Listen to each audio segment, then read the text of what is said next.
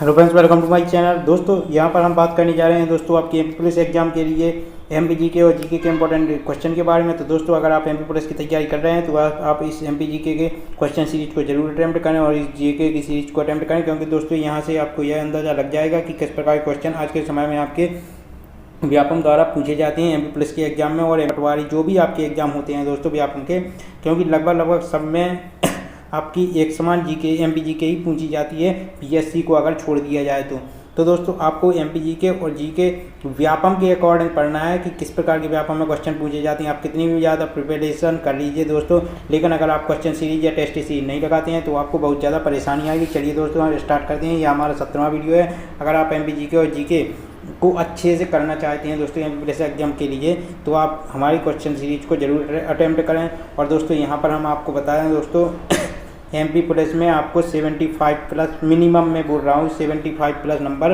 आज के समय में देखा जाए दोस्तों तो आपको चाहिए ही चाहिए है। और दोस्तों अगर इसमें आपने एक भी पोर्शन कमज़ोर कर दिया, मान लीजिए आपने एमपी जीके या जीके नहीं पढ़ी दोस्तों, तो आपके 75, क्योंकि 75 से लेकर 75 तो मैंने मिनिमम बताया है, जनरल वालों के लिए 80 प्लस नंबर चाहिए। और अगर उसमें एमपी जीके अगर सही से नहीं हुई तो दोस्तों ऐसा आपको कोई भी नहीं है दोस्तों कि कोई 80 में से 80 नंबर ले आए दोस्तों। इतना कोई भी इतना ज़्यादा पढ़ा लिखा नहीं है दोस्तों। अगर है भी तब भी दोस्तों एग्जाम का प्रेशर अलग होता है, वहाँ पर आपके 5-6 क्वेश्चन जरूर गलत हो जाएंगे और आप कंपटीशन से बाहर हो जाएंगे। तो चलिए दोस्तों स्टार्ट करते हैं। पहला क्वेश्चन है आपका यहाँ पर दोस्तों, पहला क्वेश्चन है आपका यहाँ पर मध्य प्रदेश की सीमा कितने राज्यों से मिलती है। यहाँ पर ऑप्शन है 5 राज्य, 6 राज्य, 7 राज्य, 8 राज्य। तो दोस्तों आपको पता होना चाहिए मध्य प्रदेश की सीमा कितने राज्यों से मिलती है। तो दोस्तों यहाँ पर हम बता दें आपकी मध्य प्रदेश की यूपी से भी सीमा मिलती है दोस्तों, छत्तीसगढ़ से भी सीमा मिलती है, गुजरात से भी सीमा मिलती है, राजस्थान से भी सीमा मिलती है और आपकी महाराष्ट्र से भी सीमा मिलती है। तो दोस्तों टोटल कितने राज्यों से सीमा मिलती है, 5 राज्यों से सीमा मिलती है, ध्यान रखना है आपको। तो दोस्तों इसका राइट आंसर है दोस्तों 5 राज्य। अगला क्वेश्चन देखते हैं दोस्तों। अगला क्वेश्चन है दोस्तों आपका यहाँ पर मध्य प्रदेश की सर्वाधिक सीमा किस राज्य से मिलती है। तो यहाँ पर आपके ऑप्शन दिए गए हैं दोस्तों। तो इसका राइट आंसर है आपका यहाँ पर, इसका राइट आंसर है आपका यहाँ पर पहले ऑप्शन सुन लीजिए, गुजरात, राजस्थान और उत्तर प्रदेश, महाराष्ट्र। तो दोस्तों यहाँ पर पूछा गया है सर्वाधिक सीमा किस राज्य से मिलती है, तो वह है उत्तर प्रदेश। यह आपको ध्यान रखना है, मध्य प्रदेश की सर्वाधिक सीमा उत्तर प्रदेश से मिलती है, यह आपको ध्यान रखना है दोस्तों। और यह क्वेश्चन आपका बहुत ज़्यादा पूछा जाता है, इसलिए आपको ध्यान रखना है। और दोस्तों मध्य प्रदेश और उत्तर प्रदेश के बीच सीमा का विभाजन कौन करती है दोस्तों, नदी कौन सी नदी करती है, तो दोस्तों चंबल नदी है, यह आपको ध्यान रखना है दोस्तों। मध्य प्रदेश की न्यूनतम सीमा किस राज्य के साथ मिलती है, तो यहाँ पर आपका ऑप्शन है दोस्तों गुजरात, महाराष्ट्र, उत्तर प्रदेश, राजस्थान। तो दोस्तों पूछा गया है मध्य प्रदेश की न्यूनतम सीमा किस राज्य से मिलती है, तो दोस्तों यहाँ पर इसका राइट आंसर है दोस्तों गुजरात। जी हाँ दोस्तों, मध्य प्रदेश की न्यूनतम सीमा आपकी गुजरात से मिलती है, सबसे ज़्यादा उत्तर प्रदेश से मिलती है और उसके बाद सबसे कम गुजरात से मिलती है, यह आपको ध्यान रखना है। अगला क्वेश्चन है आपका यहाँ पर दोस्तों कर्क रेखा के बारे में आपको बताना है कि कर्क रेखा मध्य प्रदेश के कितने जिलों से होकर गुजरती है। यहाँ पर आपका ऑप्शन है दोस्तों 12, 14, 13, 15। तो दोस्तों इसका राइट आंसर है आपका 14 जिलों से होकर गुजरती है कर्क रेखा मध्य प्रदेश की, यह आपको ध्यान रखना है, बहुत ही इंपॉर्टेंट क्वेश्चन है दोस्तों।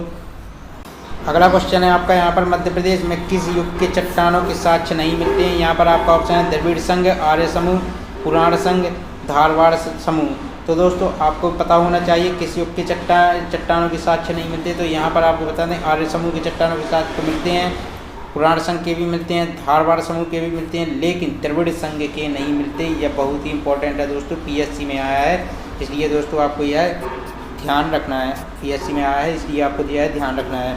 अगला क्वेश्चन है आपका यहाँ पर दोस्तों बुंदेलखंड की सबसे ऊँची चोटी कौन सी है। यहाँ पर आपका ऑप्शन है धूपगढ़, महादेव, सिद्ध बाबा, शिगार।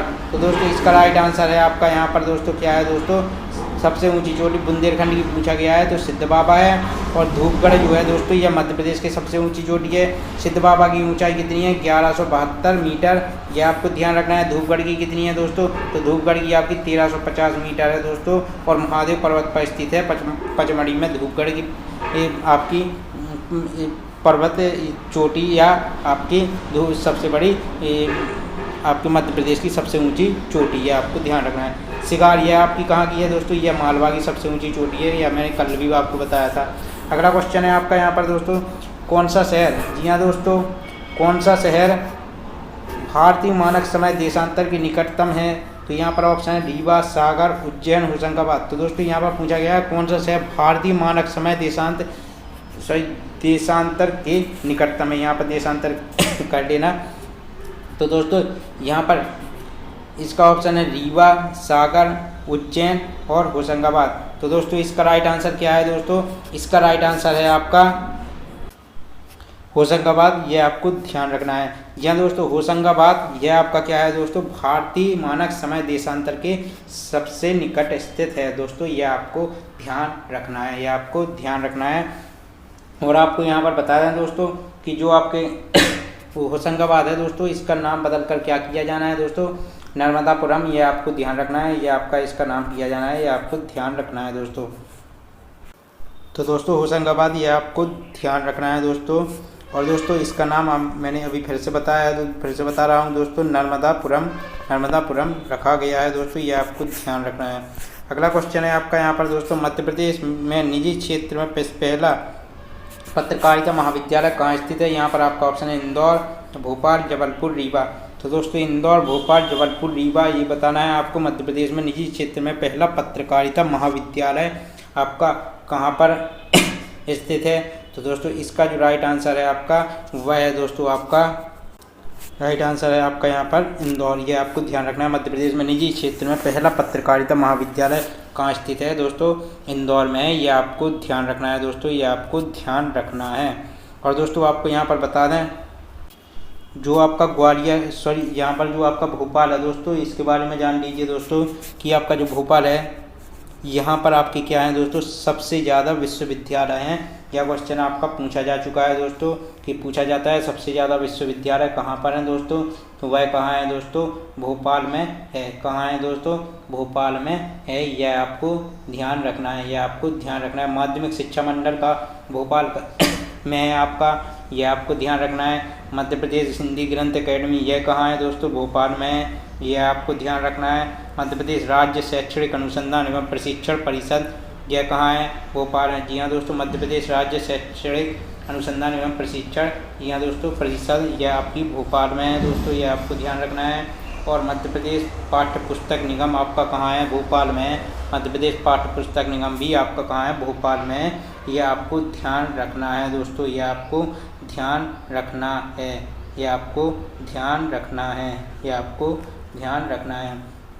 अब दोस्तों यहाँ पर जबलपुर की बात करें तो दोस्तों यहाँ का एक इम्पॉर्टेंट क्वेश्चन आता है कि मध्य प्रदेश वन अनुसंधान केंद्र कहाँ है दोस्तों? काफ़ी बार पूछा गया है। तो दोस्तों यह कहाँ है?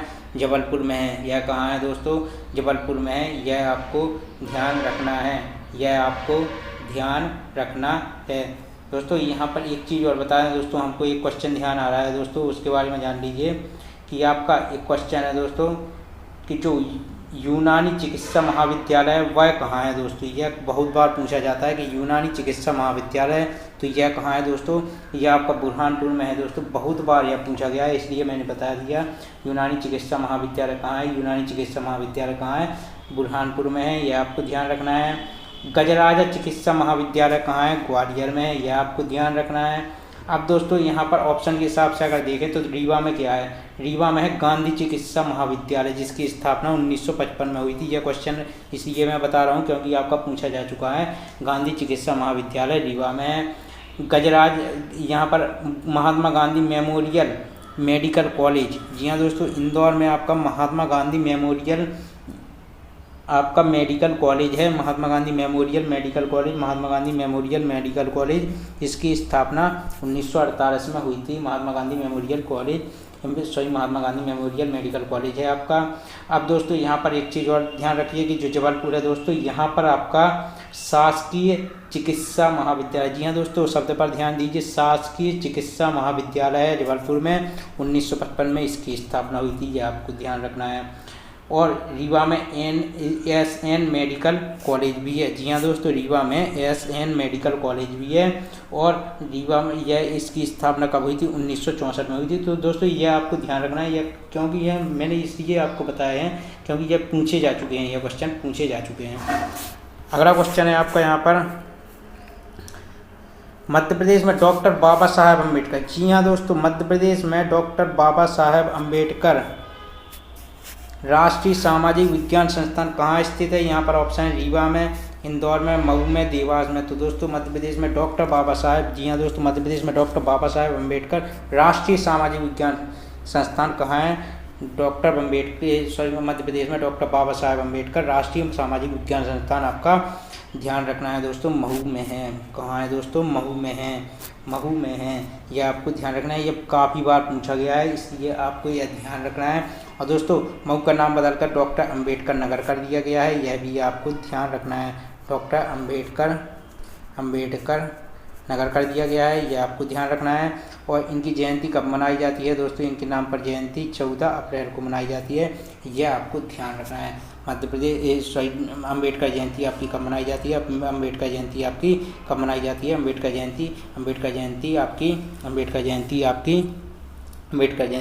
जयंती 14 अप्रैल को मनाई जाती है।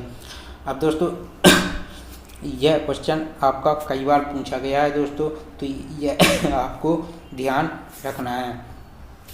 दोस्तों एक क्वेश्चन आता है दोस्तों, क्या पता आपका इस एग्जाम में आया या नहीं आया, लेकिन दोस्तों हमें ध्यान आया इसलिए बता रहा हूँ। जो बाबा साहेब अम्बेडकर, जी हाँ दोस्तों ध्यान दीजिए दोस्तों, बाबा साहेब अम्बेडकर की समाधि को किस नाम से जाना जाता है दोस्तों? बाबा अम्बेडकर की समाधि को आपको ध्यान रखना है दोस्तों, चैत्रा भूमि के नाम से जाना जाता है, चैत्रा भूमि के नाम से जाना जाता है, यह आपको ध्यान रखना है दोस्तों, यह आपको ध्यान रखना है, यह आपको ध्यान रखना है। अगला क्वेश्चन है दोस्तों आपका यहाँ पर दोस्तों, मध्य प्रदेश पाठ्य पुस्तक निगम की स्थापना कब की गई है? तो यहाँ पर आपका ऑप्शन है 1966 में, 1972 में, 1910 में, 1968 में। तो दोस्तों अभी मैंने आपको बताया था दोस्तों कि मध्य प्रदेश पाठ्य पुस्तक निगम के बारे में, मध्य प्रदेश पाठ्य पुस्तक की आपकी स्थापना कब हुई है, यह आपको यहाँ पर क्वेश्चन के हिसाब से बताना है। तो दोस्तों मध्य प्रदेश पाठ्य पुस्तक निगम की स्थापना आपकी कब हुई? 1968 में हुई, यह आपको ध्यान रखना है। और यह कहाँ है? अभी मैंने आपको बताया था भोपाल में है। यह कहाँ है दोस्तों? यह आपका कहाँ है दोस्तों? भोपाल में है, यह आपको ध्यान रखना है। अगला क्वेश्चन है आपका यहाँ पर, माखनलाल चतुर्वेदी राष्ट्रीय पत्रकारिता विश्वविद्यालय की स्थापना कब की गई? यहाँ पर आपका ऑप्शन है मार्च 1988, फरवरी 1991, जनवरी 1991, अगस्त 1993। तो दोस्तों माखनलाल चतुर्वेदी राष्ट्रीय पत्रकारिता विश्वविद्यालय की स्थापना कब की गई? यह ध्यान रखना है, कब की गई? जनवरी 1991 में। जी हाँ दोस्तों, कब की गई? जनवरी 1991 में। तो यह आपको ध्यान रखना है, यह आपको क्या करना है दोस्तों? ध्यान रखना ध्यान रखना है।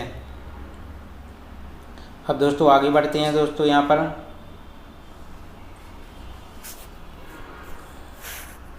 जी हाँ दोस्तों, पल्स पोलियो कार्यक्रम मध्य प्रदेश में कब से प्रारंभ किया गया? बहुत बार यह क्वेश्चन पूछा गया है। यहाँ पर ऑप्शन है 1990 से 91 में, 1995 से 96 में, 1998 से 99 में, 1999 से 2000 में। तो दोस्तों ध्यान रखना है दोस्तों, आपका जो पल्स पोलियो कार्यक्रम है दोस्तों, कब आपको मध्य प्रदेश में कब से प्रारंभ किया गया था दोस्तों?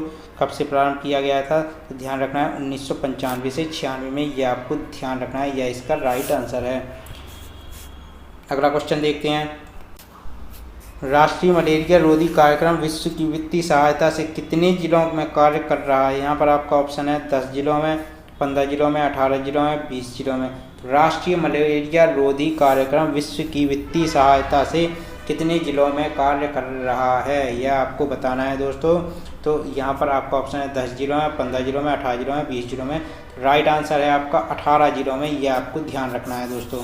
अगला क्वेश्चन देखते हैं। अगला क्वेश्चन है, मध्य प्रदेश का एकमात्र यूनानी चिकित्सा महाविद्यालय कहाँ स्थापित है? तो यहाँ पर ऑप्शन है खंडवा, बुरहानपुर, मंदसौर, रीवा। तो दोस्तों मध्य प्रदेश का एकमात्र यूनानी चिकित्सा महाविद्यालय कहाँ स्थापित है? अभी मैंने आपको बताया था, तो बुरहानपुर में है, यह आपको ध्यान रखना है, यह आपको ध्यान रखना है। आपको बताया दोस्तों यह क्वेश्चन आपका पूछा गया है, तो दोस्तों यह आपको बहुत अच्छे से याद कर लेना है, यह आपको बहुत अच्छे से याद कर लेना है। अगला क्वेश्चन है आपका यहाँ पर दोस्तों मंदसौर के बारे में जान लीजिए कि यह अफीम के उत्पादन में दोस्तों क्या है, सबसे आगे है दोस्तों। मध्य प्रदेश का अफीम उत्पादक जिला आपका कौन सा है? मध्य प्रदेश का अफीम उत्पादक जिला कौन सा है? मंदसौर है, यह आपको ध्यान रखना है, यह आपको ध्यान रखना है। अगला क्वेश्चन है आपका यहाँ पर दोस्तों, देश में देश में 2011 की जनगणना के अनुसार मध्य प्रदेश में कितने प्रतिशत लोग साक्षर हैं? तो यहाँ पर आपका ऑप्शन है 70.5%, 70.6%, 70.7%, 81.20%। तो दोस्तों इसका आपका राइट आंसर क्या है दोस्तों? इसका आपका राइट आंसर क्या है दोस्तों?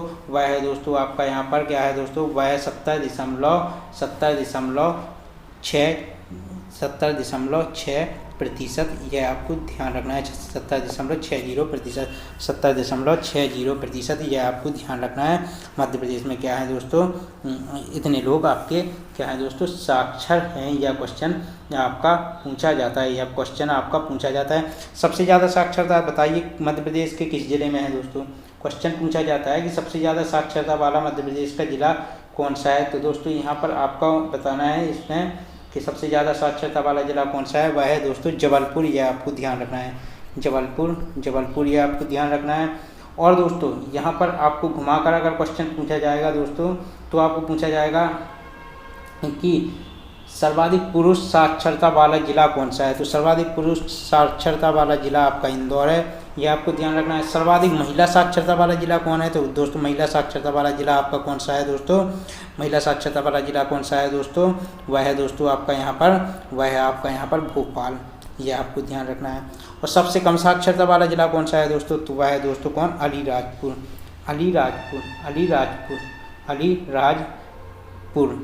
यह क्वेश्चन आपका पूछा जाता है दोस्तों।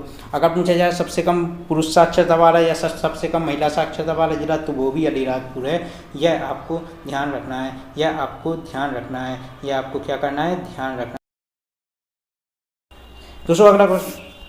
दोस्तों अगला क्वेश्चन है आपका यहाँ पर दोस्तों, फोरेंसिक पुलिस महाविद्यालय किस जिले में स्थित है? यहाँ पर ऑप्शन आपके दिए गए हैं। राइट आंसर है आपका यहाँ पर सागर। जी हाँ दोस्तों, सागर में आपका फोरेंसिक पुलिस महाविद्यालय स्थित है। सागर में ही आपकी क्या है दोस्तों? जवाहरलाल नेहरू पुलिस एकेडमी है दोस्तों, क्योंकि यह क्वेश्चन आपका पूछा जाता है। और आपका सागर में ही फोरेंसिक साइंस लेबोरेटरी है। जी हाँ दोस्तों, यह भी आपको ध्यान रखना है। अपराध अनुसंधान प्रशिक्षण संस्थान कहाँ है? अपराध अनुसंधान प्रशिक्षण संस्थान, यह भी आपका कहाँ है दोस्तों? यह आपका सागर में है। क्योंकि यह क्वेश्चन पूछा जाता है इसलिए मैंने आपको बता दिया है। यह आपको ध्यान रखना है। यह आपको क्या करना है दोस्तों? ध्यान रखना है दोस्तों। आपको बताएं जो जवाहरलाल नेहरू पुलिस अकादमी है दोस्तों, यह आपकी कब इसकी एस्टेब्लिश हुई थी या कब इसकी स्थापना हुई थी? तो 1986 में हुई थी। यह आपको ध्यान रखना है दोस्तों। आपको यह ध्यान रखना है दोस्तों। रीवा में क्या है दोस्तों? तो रीवा में भी बहुत सारी चीज़ें हैं दोस्तों। अब जैसे दोस्तों यहाँ पर हम एक दो बता देते हैं। वाहन कर्मचारी प्रशिक्षण संस्थान आपका रीवा में है दोस्तों। और क्या है दोस्तों आपका रीवा में? तो ध्यान दीजिए दोस्तों, रीवा में और आपका क्या है दोस्तों? रीवा में अवधेश प्रताप सिंह। जी हाँ दोस्तों, अवधेश प्रताप सिंह यह विश्वविद्यालय भी आपका कहाँ है दोस्तों? रीवा में। कब एस्टेब्लिश हुआ था? 1968 को हुआ था।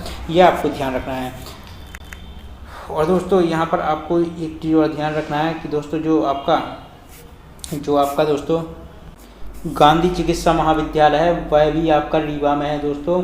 और 1955 में इसका एस्टेब्लिश हुआ था यह आपका, और यह आपको ध्यान रखना है। और अगला है आपका एसएन मेडिकल कॉलेज भी आपका कहाँ है? एसएन मेडिकल कॉलेज भी आपका रीवा में है, जो 1964 में एस्टेब्लिश हुआ था, रीवा में है। यह आपको ध्यान रखना है। अगला क्वेश्चन है आपका यहाँ पर दोस्तों, किस विश्वविद्यालय को यूनेस्को ने मेगा यूनिवर्सिटी का दर्जा दिया है? यहाँ पर आपका ऑप्शन है दोस्तों, अवधेश प्रताप सिंह, देवी अहिल्याबाई विश्वविद्यालय, राजा भोज विश्वविद्यालय, माखनलाल चतुर्वेदी विश्वविद्यालय। तो दोस्तों इसका राइट आंसर है राजा भोज विश्वविद्यालय। इसको यूनेस्को ने मेगा यूनिवर्सिटी का दर्जा दिया है। और आपको बताएं दोस्तों, जो आपका भोज मुक्त विश्वविद्यालय है दोस्तों, इसमें 15 देशी और 13 विदेशी भाषाओं में अध्ययन की सुविधा है, जो मध्य प्रदेश में सबसे ज़्यादा है। और आपको ध्यान रखना है यह कहाँ है दोस्तों? यह कहाँ है दोस्तों? भोपाल में है। यह आपको ध्यान रखना है। कब इसको एस्टेब्लिश किया गया था दोस्तों? यह स्थापना कब हुई थी दोस्तों?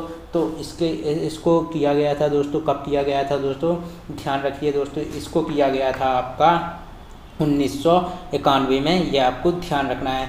अब माखनलाल चतुर्वेदी विश्वविद्यालय की स्थापना भी आपकी 1991 में हुई थी। इसके अलावा दोस्तों अवधेश प्रताप सिंह विश्वविद्यालय की स्थापना आपकी माखनलाल चतुर्वेदी विश्वविद्यालय भी आपका भोपाल में है, यह आपका ध्यान रखना है आपको। और आपका जो आपका अवधेश प्रताप सिंह विश्वविद्यालय है, इसको 1968 में स्थापित किया गया था और दोस्तों यह आपका रीवा में है, ये आपको ध्यान रखना है। अगला क्वेश्चन है आपका यहाँ पर दोस्तों, भोपाल में स्थित राजीव गांधी प्रौद्योगिकी विश्वविद्यालय को किस वर्ष स्थापित किया गया था? ऑप्शन दिए गए हैं 97, 98, 99, 1995। तो दोस्तों RGPV को कब स्थापित किया गया था? तो 1998 में किया गया था, ये आपको ध्यान रखना है दोस्तों। कहाँ है दोस्तों? भोपाल में है, भोपाल में है। अगला क्वेश्चन है आपका यहाँ पर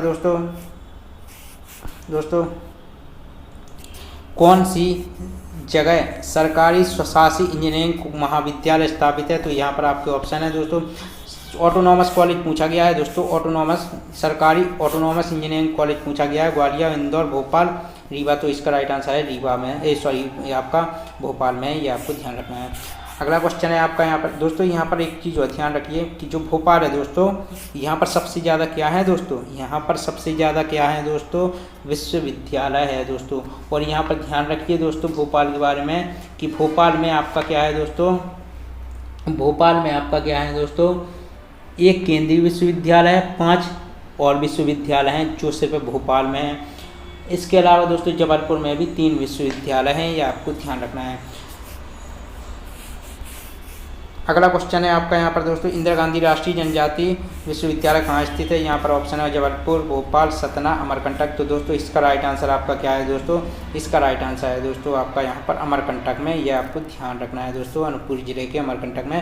क्योंकि दोस्तों यह क्वेश्चन आपका पूछा जाता है, इसलिए मैंने अभी आपको बता दिया है दोस्तों। अगर दोस्तों आपको यह वीडियो पसंद आया तो वीडियो को लाइक करें, चैनल को सब्सक्राइब करें। मिलते हैं अगले वीडियो में, तब तक के लिए जय हिंद, वंदे मातरम, जय हिंद, वंदे मातरम, जय हिंद, जय हिंद।